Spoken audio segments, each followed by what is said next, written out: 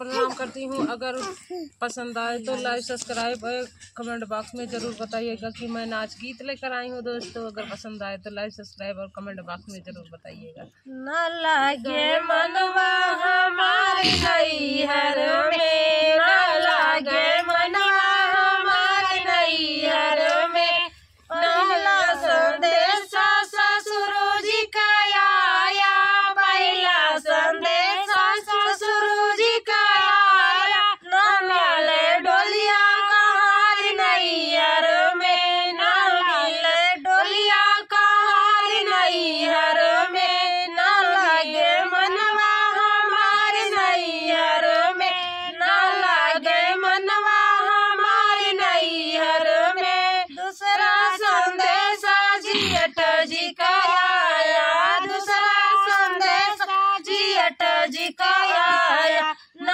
मिले टेम्पू कार नैहर में, न मिले टेम्पू कार नैहर में, न लागे मनवा हमारे नैहर में, न लागे मनवा हमारे नैहर में। तीसरा संदेशा देवर जी का आया, तीसरा संदेशा देवर जी का आया।